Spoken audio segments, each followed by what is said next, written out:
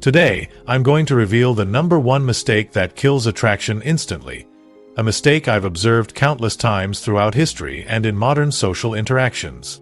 Before we dive in, I'd love to know where in the world you're watching from.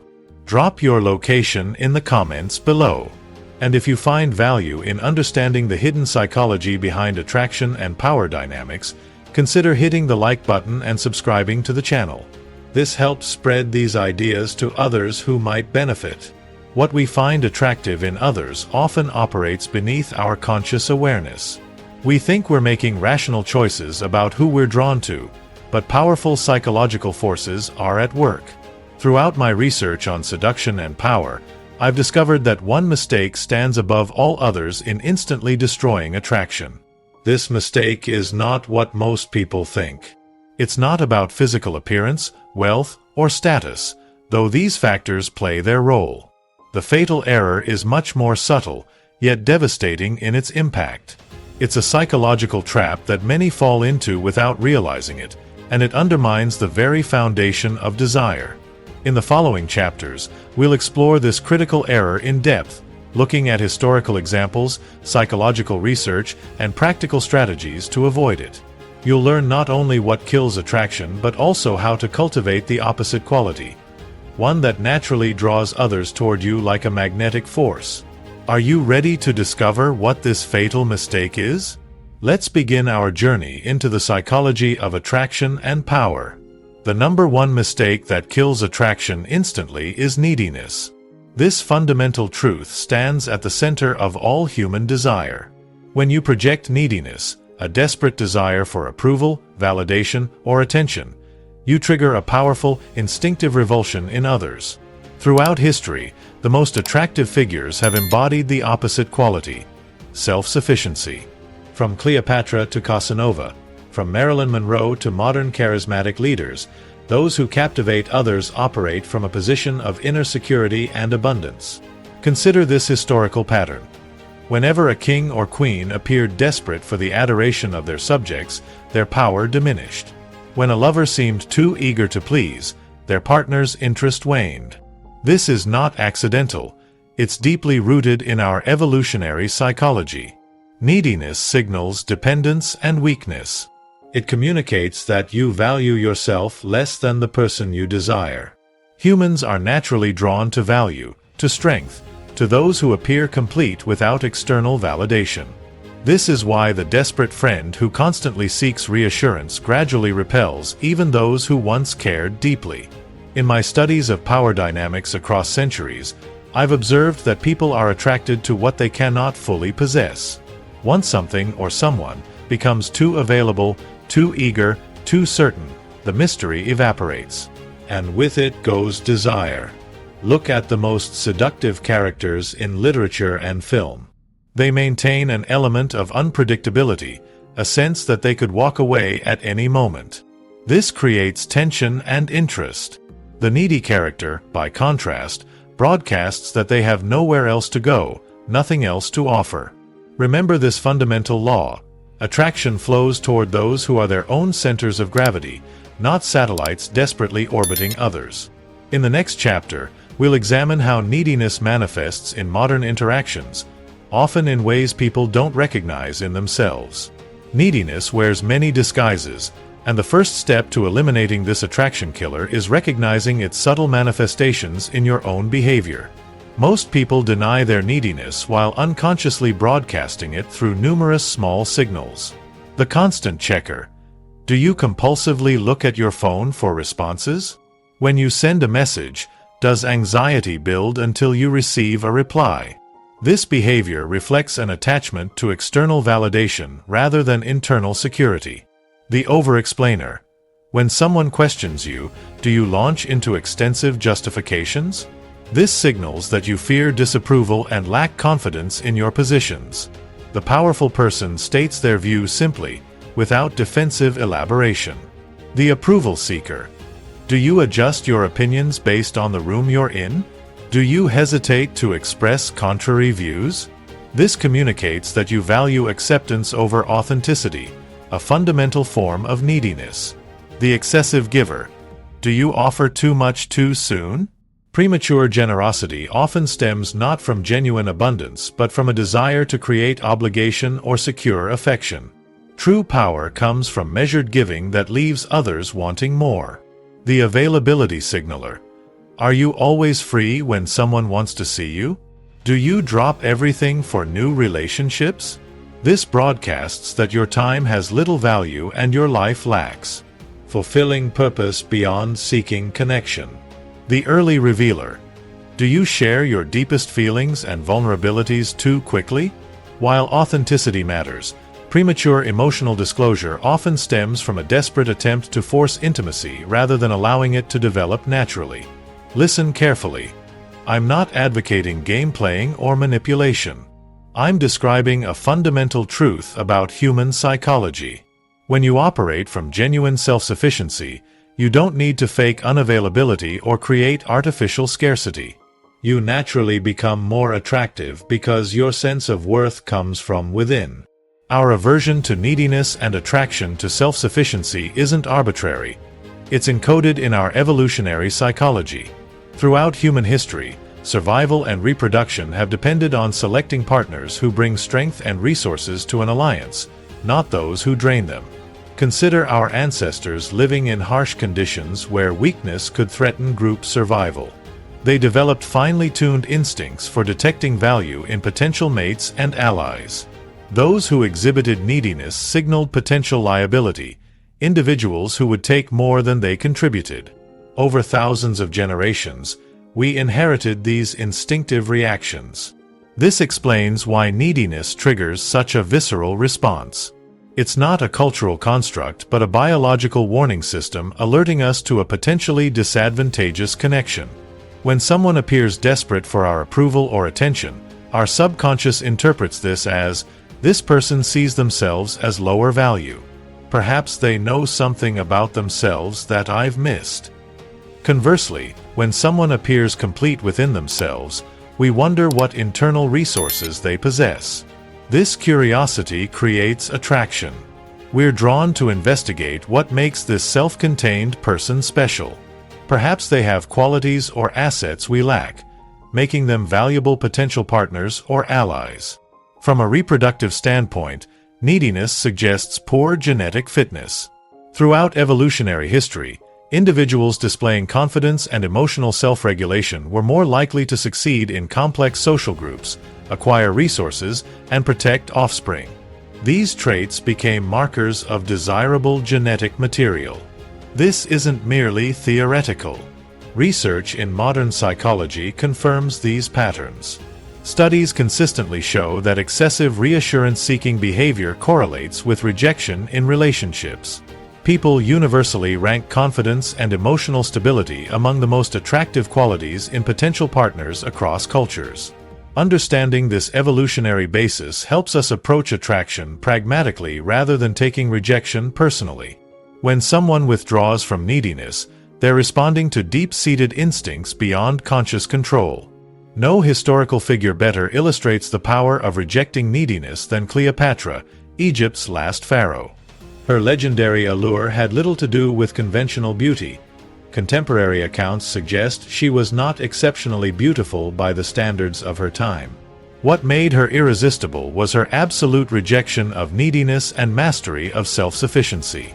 When Julius Caesar arrived in Egypt, lesser rulers would have desperately sought his favor, displaying obvious need for Rome's protection. Cleopatra took the opposite approach. Rather than presenting herself as a supplicant, she had herself smuggled into Caesar's quarters wrapped in a carpet, an entrance of theatrical confidence. She appeared before him not as someone seeking help but as an equal offering an alliance. Caesar, accustomed to desperate, needy rulers begging for Rome's support, found himself instantly captivated by this woman who projected complete self-assurance. She approached him from a position of strength, not weakness. Though Egypt was militarily inferior to Rome, Cleopatra never communicated this power differential in her personal dynamics with Caesar. Later, when Mark Antony summoned her to meet him, she refused to come at his bidding. Instead, she invited him to meet her on her royal barge on the Nile, creating a spectacular display that Plutarch described as Venus coming to feast with Bacchus. By declining to rush to Antony's side, she distinguished herself from the many rulers eagerly seeking Roman favor. Notice the pattern. While others demonstrated need, Cleopatra projected value. She positioned herself not as someone seeking benefits but as someone offering them. This fundamental reversal transformed how these powerful men perceived her. Cleopatra understood a critical truth. Power and attraction flow to those who appear complete within themselves. Her independence was more seductive than any physical attribute could be. She never appeared desperate for approval, protection, or validation, even when her kingdom's survival hung in the balance. This historical example teaches us that attraction has less to do with external attributes and more to do with the psychology we project. Cleopatra's genius lay in recognizing that neediness repels while self-sufficiency attracts, a principle as true today as it was over 2,000 years ago. The psychology behind neediness and attraction connects to fundamental principles of human perception, particularly how we determine value. One of the most powerful of these principles is the scarcity effect. Humans instinctively value what is rare, limited, or difficult to obtain. Social psychologists have repeatedly demonstrated this effect in experimental settings. When identical items are presented as either abundant or scarce, participants consistently assign higher value to the scarce option, even when there's no objective difference in quality. This cognitive bias operates powerfully in attraction dynamics. When you project neediness, you violate the scarcity principle. You make your attention, approval, and affection too easily accessible. Paradoxically, the more freely you offer these, the less they're valued. This isn't manipulation. It's a fundamental aspect of human perception that operates beneath conscious awareness. Consider the research on playing hard to get. Studies show this strategy increases perceived desirability, not because it's manipulative, but because it triggers the scarcity effect. When someone appears selective about their time and attention, these commodities are perceived as more valuable. This connects to what psychologists call optimal distinctiveness theory. We're drawn to people who represent the perfect balance between familiarity and mystery. Too familiar, and there's nothing to discover. Too mysterious, and connection becomes impossible. The needy person errs by becoming too familiar too quickly, eliminating the psychological tension that creates interest. The scarcity principle explains why relationships often follow a predictable pattern. Initial uncertainty creates excitement and desire. As uncertainty diminishes with familiarity, so does the intensity of attraction. This isn't shallow human nature, it's our evolved system for assessing value. Understanding this psychology doesn't mean becoming artificially unavailable. Instead, it means developing genuine self-sufficiency where your happiness and sense of worth aren't contingent on any specific person's approval. When you truly don't need others to validate your existence, you naturally become more selective with your time and attention, and consequently, more attractive. This isn't about creating false scarcity. It's about recognizing that your presence has inherent value that shouldn't be cheapened by excessive availability or approval-seeking behavior. Modern technology, particularly social media and instant messaging, has created unprecedented opportunities for displaying neediness, with correspondingly devastating effects on attraction. These platforms have constructed a perfect environment for amplifying our worst tendencies. Consider how previous generations conducted relationships. Before instant communication, people naturally maintained periods of mystery and separation. Messages took time to deliver. Phone calls happened at designated times. This created natural scarcity that preserved attraction. Today, constant connectivity has eliminated these built-in boundaries. The read receipt has become a modern instrument of torture.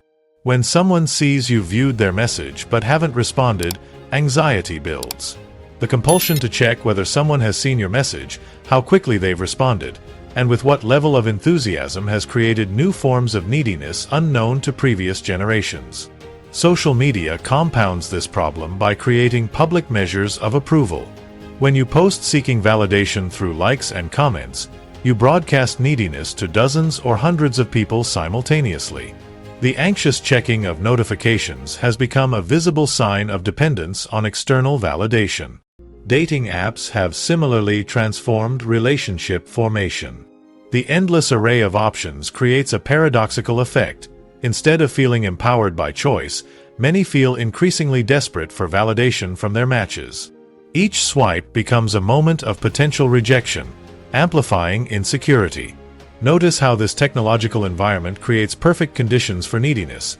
Instant communication creates expectation of immediate response, public metrics of social approval make validation quantifiable, constant connectivity eliminates natural boundary.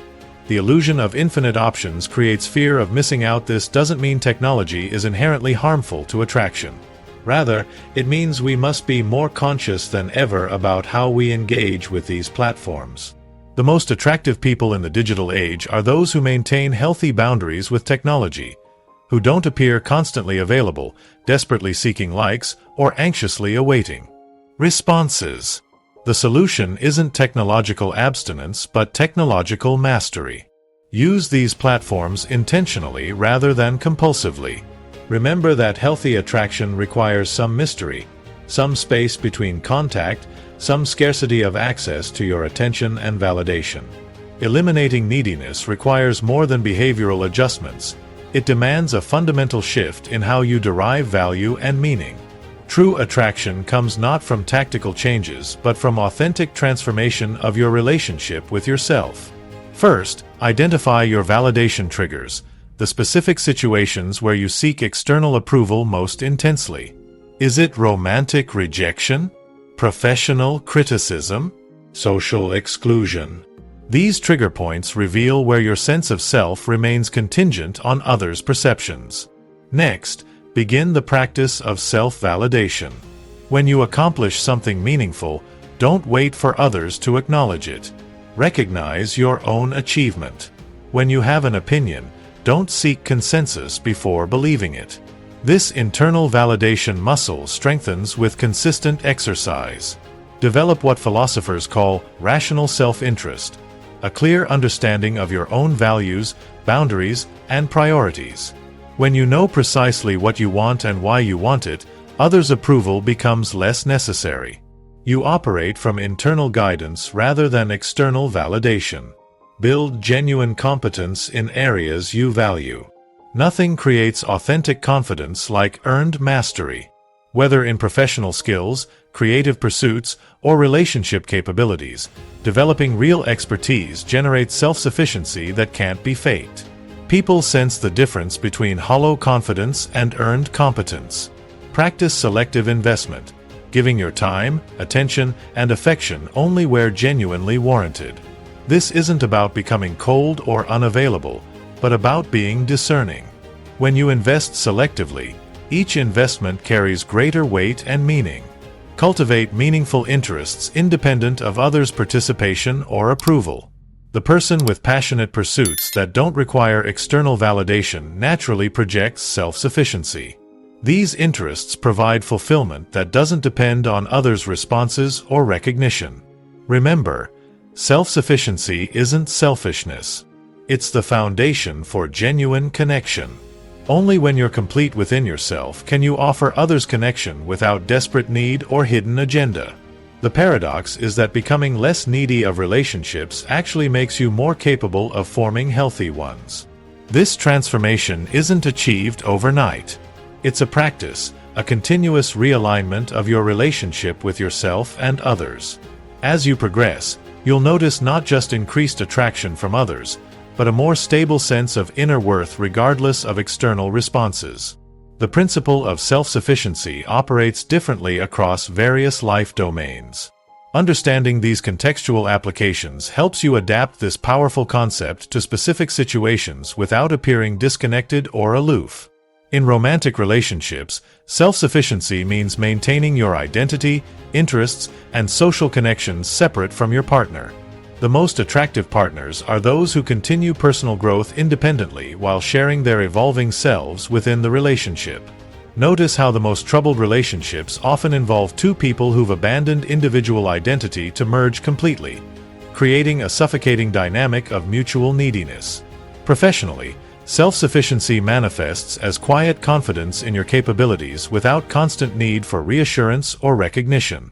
The employee who needs praise for every task appears insecure compared to one who works with assured competence. Leaders who constantly seek validation from subordinates undermine their authority. Those who offer direction with calm conviction naturally command respect. In friendships, self-sufficiency means valuing connections without desperately clinging to them. The friend who can enjoy solitude as much as company, who maintains boundaries around their time and energy, paradoxically becomes someone others want to be around. By contrast, those who make friends the sole source of their happiness create uncomfortable pressure on those relationships. In social settings, self-sufficiency appears as comfort operating independently within group dynamics. The person comfortably getting a drink alone while others cluster in anxious circles projects natural confidence. They're not performing for attention or validation but simply existing comfortably in their own space. In creative pursuits, self-sufficiency means creating primarily for self-expression rather than external validation. The artist, writer, or musician who creates to satisfy their own vision often produces work with distinctive authenticity that ultimately attracts greater appreciation than work designed primarily to please an audience. In digital contexts, self-sufficiency means using platforms intentionally rather than compulsively seeking validation through them. The person who posts occasionally with genuine purpose rather than constantly fishing for engagement naturally attracts more meaningful interaction. The common thread in all these contexts is authenticity. Self-sufficiency can't be effectively faked because people instinctively sense the difference between genuine internal security and its performance. The goal isn't to appear self-sufficient but to actually become so, to build a life so independently fulfilling that others' validation becomes a pleasant addition rather than a desperate need. In our next chapter, we'll address the most common objections to this approach. The principle of self-sufficiency often triggers important questions and objections that deserve thoughtful consideration. Let's address the most common concerns people raise when first encountering these ideas. Doesn't self-sufficiency lead to isolation? This critical question confuses independence with detachment. True self-sufficiency doesn't mean avoiding deep connection. It means approaching connections from a position of wholeness rather than lack. The self-sufficient person can actually form deeper bonds because their relationships are chosen rather than desperately needed. They connect from desire rather than dependency. Isn't vulnerability important for intimacy? Absolutely. Authentic vulnerability, sharing genuine feelings, fears, and experiences, is essential for deep connection. But there's a crucial distinction between vulnerability and neediness. Vulnerability says, I'm choosing to share my truth with you. Neediness says, I need your response to feel okay. The former strengthens bonds, the latter strains them. Doesn't this approach seem calculating or manipulative? Only if misunderstood. I'm not advocating tactics or techniques to appear self-sufficient. I'm describing a state of being that naturally attracts others. Trying to fake self-sufficiency to manipulate attraction will backfire because inauthenticity is easily detected. True self-sufficiency emerges organically from genuine self-development. What about people who need support during difficult times? Supporting others through challenges is a fundamental human value. Self-sufficiency doesn't mean refusing help when genuinely needed or withholding support from others. It means approaching both giving and receiving support from a foundation of internal strength rather than desperate dependency. Doesn't this contradict the value of interdependence? Not at all. Healthy interdependence, where two complete individuals choose to combine strengths, differs fundamentally from codependence, where two incomplete people try to complete each other. Self-sufficiency is the necessary foundation for genuine interdependence. Is this approach compatible with expressing love and affection? Completely. The self-sufficient person can express love more freely because their expressions come from abundance rather than need. Their affection feels like a gift freely given rather than a bid for reciprocation. This makes their expressions of love more powerful, not less. These objections reflect a common misunderstanding that self-sufficiency means emotional distance. The opposite is true. Only the person secure in themselves can risk true closeness without the fear of losing themselves in another. Self-sufficiency isn't a barrier to intimacy, but its prerequisite. In our final chapter, we'll integrate everything we've discussed into practical wisdom you can apply immediately. We've covered substantial ground in understanding attraction's fundamental dynamics. Now it's time to integrate these insights into a cohesive approach you can implement immediately. A path that transforms neediness into magnetic self-sufficiency. Begin with honest self-assessment. Where in your life are you operating from neediness rather than strength? Examine your romantic relationships, friendships, professional interactions, and even your relationship with social media. Look for anxiety around others' responses, desperate bids for attention, and feelings of emptiness when validation isn't forthcoming. Next, commit to building your internal foundation. This means developing habits that reinforce your sense of inherent worth, daily practices of self-validation, boundary setting, and pursuing mastery in areas you value. Remember, genuine confidence flows from competence and self-knowledge, not from external feedback. Practice calibrated investment in relationships. This means giving your time, attention, and emotional energy consciously rather than compulsively. Ask yourself, am I engaging with this person because I genuinely value them or because I need something from them? This single question can transform your relationship dynamics. Develop comfort with space and silence. The ability to exist peacefully without constant connection or validation is a hallmark of true self-sufficiency. Start small, perhaps not checking your phone for an hour or spending an evening alone without seeking social interaction. These practices build the muscle of self-contained contentment. Create meaning independent of others' recognition. Whether through creative work, personal projects, or contribution to causes you value, develop sources of fulfillment that don't depend on external validation. This internal ecosystem of meaning provides sustainable nourishment when external validation fluctuates. Finally, approach attraction indirectly. The most magnetic quality emerges not from trying to attract others, but from becoming so internally fulfilled that attraction occurs as a natural byproduct. When you focus on building a life that engages and satisfies you, you naturally become more attractive to those aligned with your authentic self. Remember this fundamental principle. The most powerful attraction strategy is not a strategy at all, but a state of being. By eliminating the fatal mistake of neediness and cultivating genuine self-sufficiency, you create not just greater attraction, but a more fulfilled existence regardless of others' responses. I've shared these insights not to help you manipulate others, but to free you from the prison of external validation, to help you discover the power that comes from being complete within yourself. That power is your birthright, and claiming it transforms not just how others see you, but how you experience your own life. Thank you for joining me in this exploration. Until next time, this is Robert Greene.